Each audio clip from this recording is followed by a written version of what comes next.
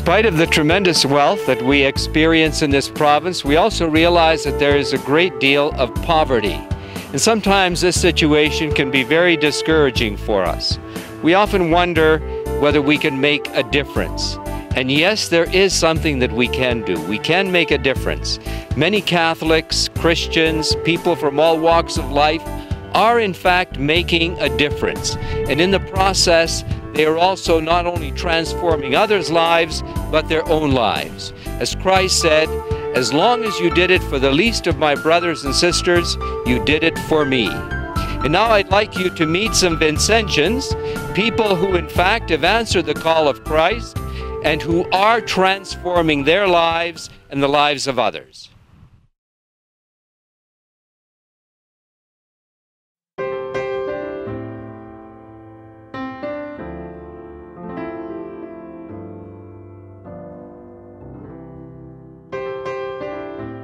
I can remember it was about 2 years ago I was contacted by a single father who was running into financial difficulty. He had 2 small children, well small, they were in elementary school as a matter of fact.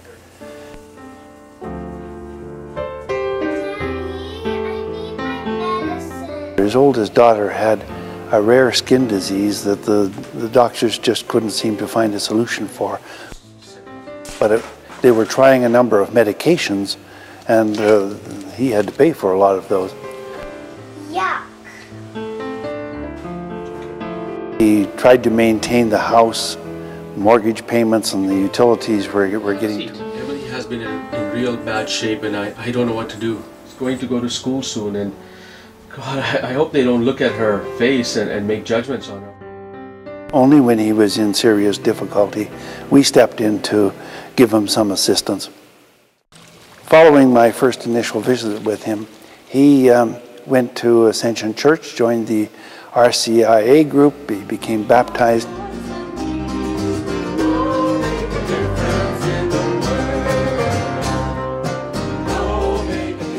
He said, I've got a part-time job that's doing well. I play music for various other groups, and I'll call you if I really, really need some help. But he says, I think I'm on my way. And that was a good story.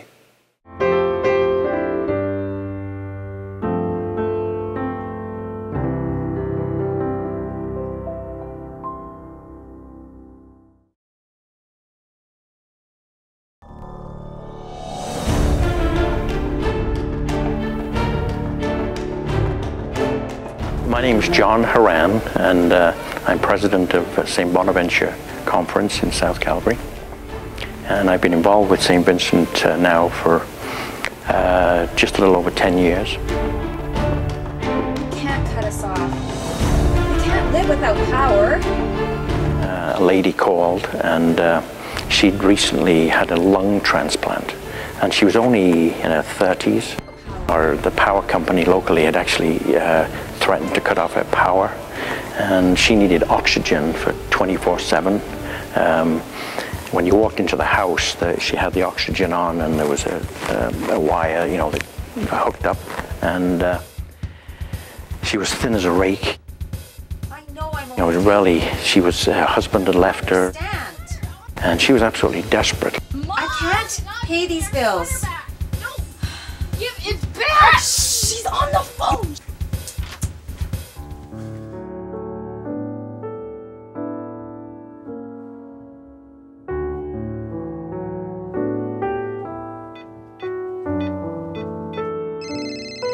Sometimes Vincentians get calls out of the blue from people they've never heard of, but who know of St. Vincent de Paul. Oh yes. Yes, I think we can help you. What's your address? Lord, please give me strength.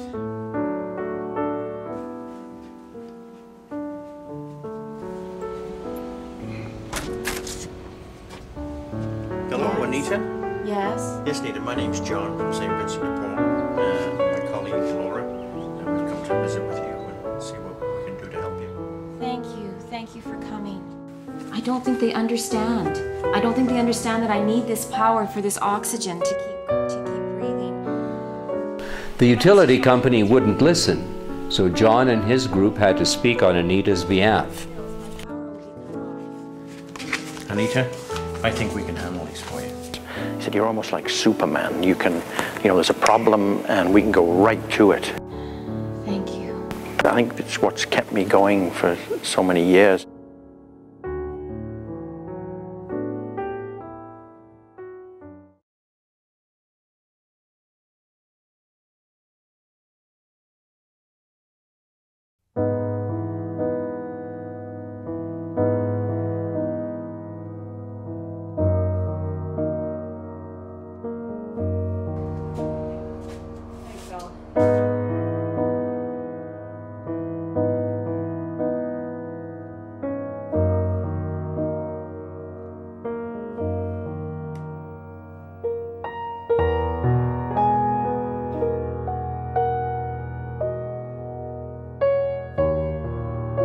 When Sally and her group first heard about Jackie 13 years ago, they discovered that she was raising 2 daughters by herself during the day, working nights cleaning offices.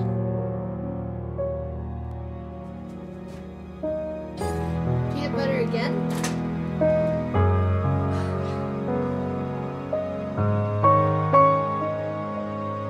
When her youngest was 8 years old, doctors told Jackie that her daughter had sickle cell anemia, a condition for which there is no known cure. To keep her child alive, the child was in and out of the hospital, receiving blood transfusions monthly. Yes, meet with you this afternoon, and as you understand, she works nights, and she has 2 children, and one is very ill. In the morning, she needs to get her a few hours rest.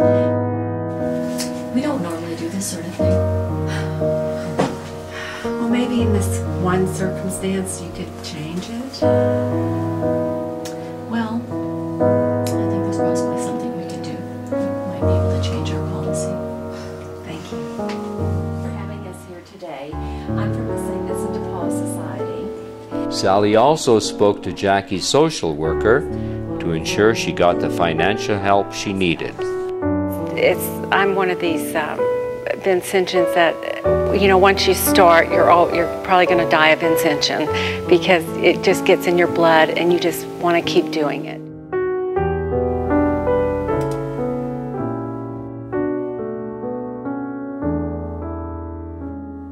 So she has daytime work hours now, and she's able to be home with her family in the evening and on weekends now.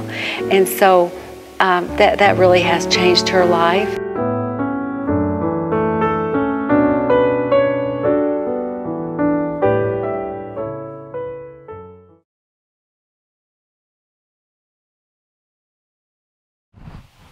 Vincentians are like many other people. They come from many walks of life, but they share one thing in common.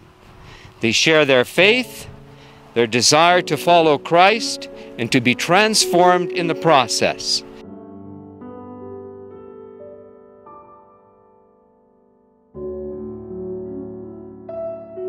If you are at all lacking for contact, human contact, it's a great place to be.